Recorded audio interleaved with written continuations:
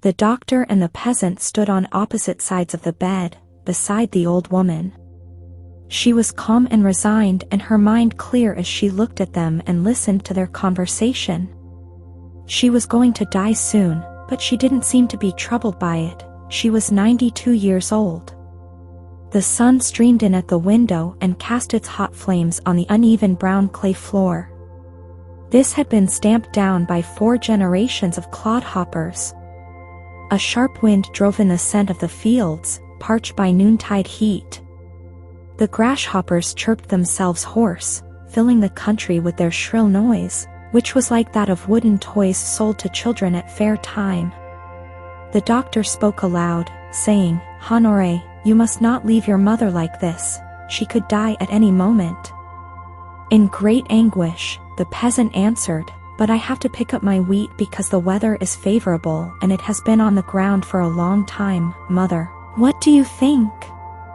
The dying old woman, who was still afflicted by her greed, Norman, says yes, with her eyes and forehead, begging her son to join her wheat and leave her to die alone.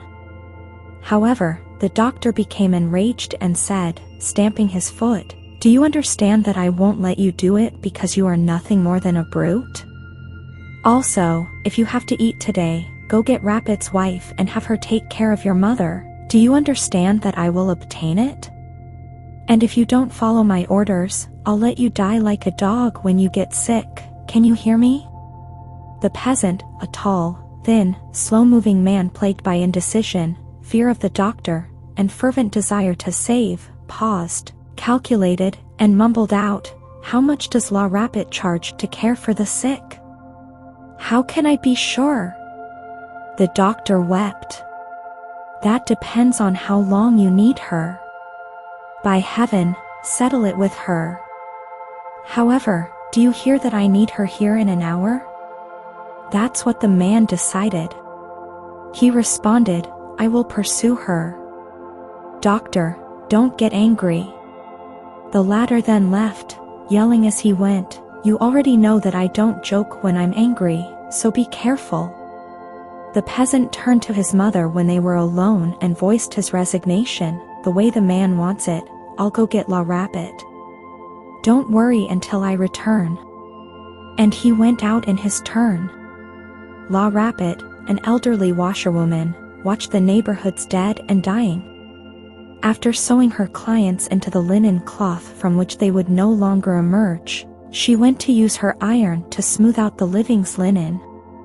One might have said that she had a kind of abnormal and cynical love of a death fight, wrinkled like an old apple, spiteful, envious, avaricious with phenomenal avarice, bent twice as if she had been split in half across the loins by the constant motion of passing the iron over the linen.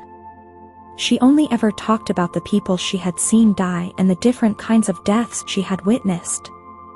She told the most minute details that were always the same as a sportsman would describe his luck. Honoré Bontemps found her preparing the starch for the collars of the women villagers when he entered her cottage. He said, "Hello, everyone, I hope all is well with you, Mother Rapet." She said as she turned around to look at him, "As usual, and you as well?" "Oh. Although my mother is ill, I am as healthy as I can be." "Your mother?" "Yes, my mother." "What's going on with her?"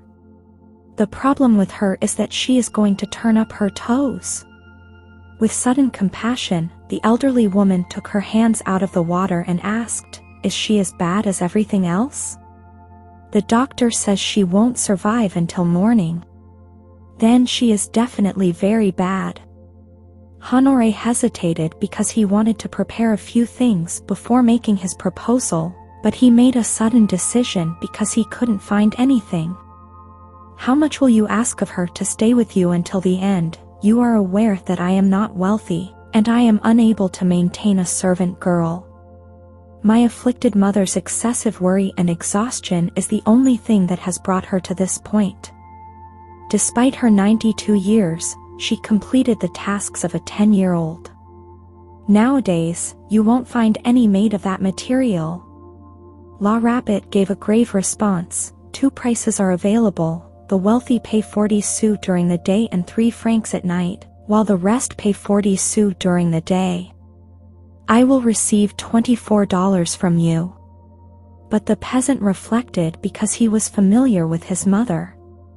Despite the doctor's opinion, she might live another week, and he knew how tenacious, vigorous, and uncompromising she was. As a result, he declared firmly, "No, I'd rather you set a price for the entire time, from the beginning to end. In either case, I'll take my chance. She will die quickly, according to the doctor.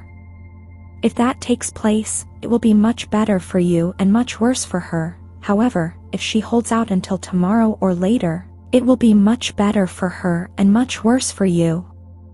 The medical caretaker took a gander at the man in wonder, for she had never regarded a passing as a hypothesis, and she delayed, enticed by the possibility of the conceivable increase. However, she thought that he needed to play her a stunt. She responded, "I can't say anything until I see your mother." "Then come with me to see her," I said. She washed her hands and joined him right away. On the road, they did not communicate. He continued walking with his long legs as if he were crossing a brook at every step while she took short, hasty steps. Overwhelmed by the heat, the cows lying in the fields bowed heavily and slowed slowly toward the two people passing by as if to request some green grass. Honoré Bontemps murmured as they got closer to the house, "What if it's all over?" The sound of his voice also revealed his unspoken wish that it might be so. However, the elderly woman was alive.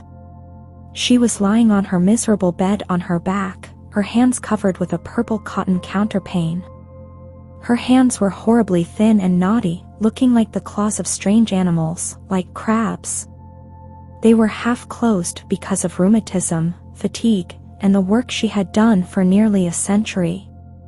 La Rapet went up to the dying woman's bed, looked at her, felt her pulse, tapped her on the chest, listened to her breathing, and asked her questions so he could hear what she was saying. She then left the room with Honoré after spending some time staring at her. She was of the opinion that the elderly woman would not survive the night. He inquired, "Well?"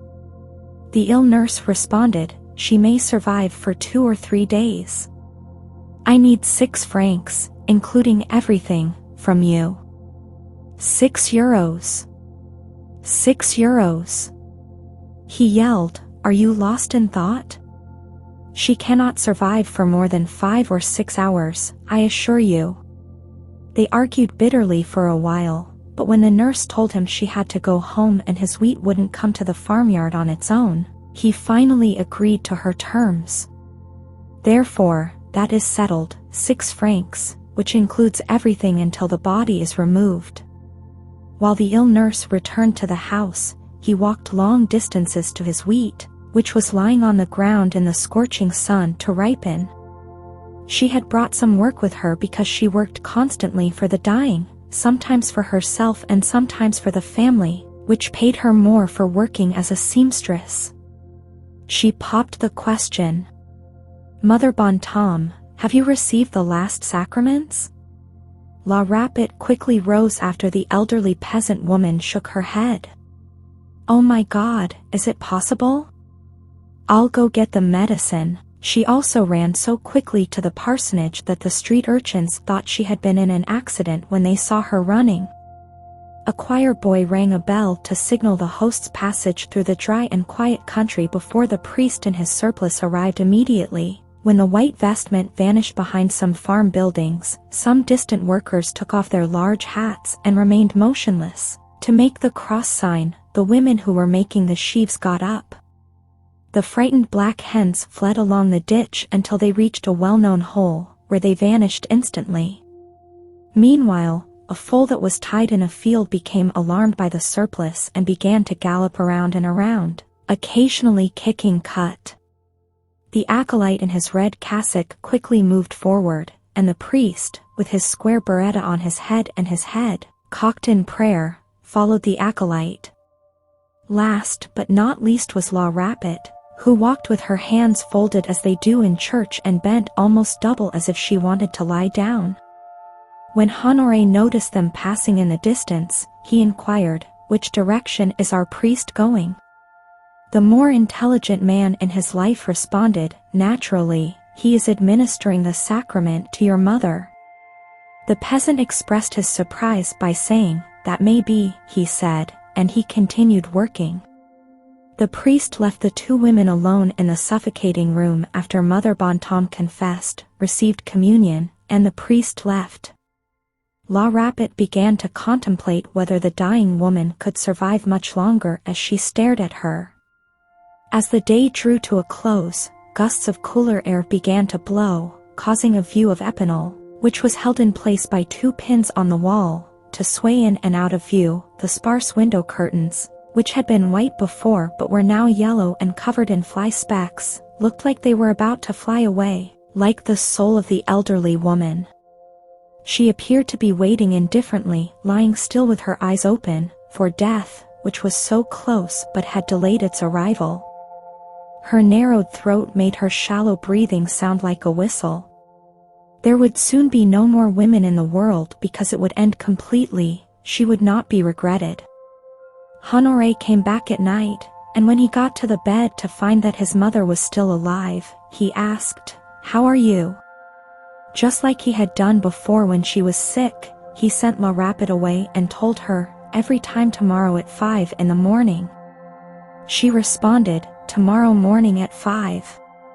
When she arrived at dawn, Honoré was still consuming the homemade soup that he had prepared before going to work. "So, is your mother still alive?" the nurse inquired.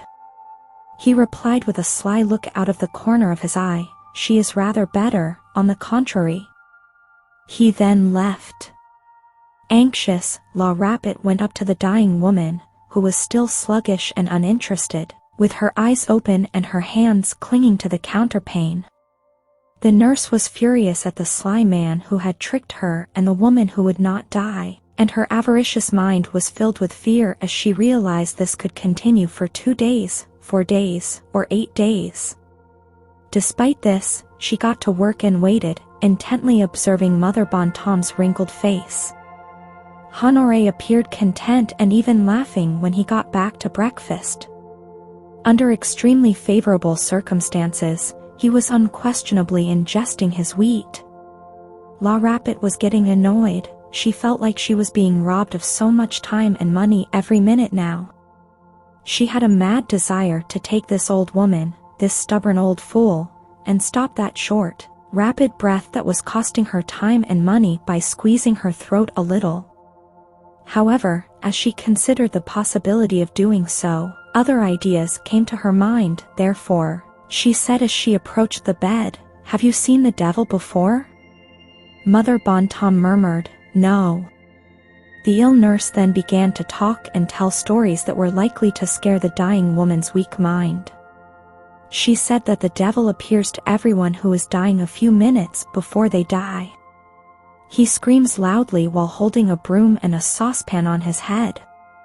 Everything is over when anyone sees him, and that person only has a few more seconds to live. She then listed every person the devil had visited that year: Séraphine Grospide, Josephine Loisel, Eulalie Radier, and Sophie Padocna. Mother Bontemps moved around, wrung her hands, and tried to turn her head to look toward the room's end after finally becoming disoriented mentally. La Rapette suddenly vanished at the foot of the bed. She wrapped herself in a sheet that she had taken out of the cupboard. She carried a broom in her right hand and a tin pail in her left, which she threw up suddenly so that it might crash to the ground in a loud way. She also placed the iron saucepan on her head so that its 3 short bent feet rose up like horns. It certainly made a terrible noise as it fell. The nurse then threatened the elderly peasant woman, who was nearly dead, with her broom while climbing onto a chair and raising the curtain that hung at the foot of the bed. She did this while gesturing and yelling into the iron saucepan that covered her face. The dying woman made an extraordinary effort to get up and escape, terrified and with an insane expression on her face. She even managed to get her chest and shoulders out of bed, then, with a deep sigh, she retreated. La Rapet calmly rearranged everything after the event was over, the chair against the wall, the saucepan on the hearth, the pail on the floor, and the broom in the corner next to the cupboard with the sheet inside.